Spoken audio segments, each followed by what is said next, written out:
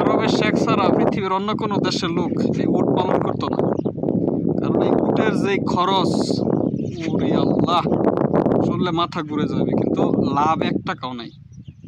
ধরুন আমি সাধারণ একটা হিসাব দেখাই, আমাদের এখানে বেশি না, কয়টা 40টার মতো উট আছে, 40-45টার মতো সবগুলা মিলাইয়া 40-45টা উটের পিছনে আপনার প্রতি বছর যদি বাংলাদেশি টাকা হিসাব করা হয় তাহলে আপনার 40 লাখ টাকার মতো খরচ যায়, ভাবা যায়।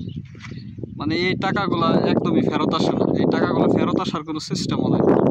মানে এত পরিমাণে খরচ প্রতি বছর 1-1.5 লাখ রিয়াল আপনার একদম জলে ফেলায়, মানে 1 লাখ রিয়াল একদম জলে ফেলায় দেওয়ার লাগে। 1 লাখ রিয়াল একদমই আসে না, হয়তো বা কিছু টাকা ওই বাচ্চা বিক্রি করে আসে, বাকিগুলো একদমই আসে না।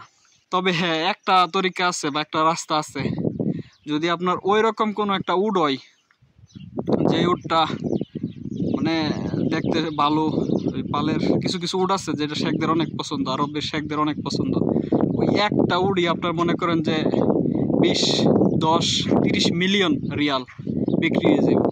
যদি ওই রকম একটা উট পালের মধ্যে আইসা যা, তাহলে মনে করেন যে ওই হ্যাঁ বা তার বাপ বা তার ছেলে যেই টাকা খরচ করবো, 3 পুরুষ যেই টাকা উটের পিছনে খরচ করছে, ওই 1 উট দিয়ে রে ওই টাকা ওইটা এসে পড়ে। তো ওইরকম উট তো সবসময় আসে না বা সবসময় পাওয়া যায় না, ঠিক আছে? এই অন্য কোনো দেশের লোক এই উট পালন করতো না, কারণ এত লস দিয়া কোনো লাভ নাই, একদমই লাভ নাই, ওটার মধ্যে কোনো লাভ নাই, একদমই লাভ নাই। তারপরেও তাদের একটা মানে শখ, তাদের একটা শখ, তারা শখ বশত এই উটগুলাই পালন করে, আর কোনো কিচ্ছু না।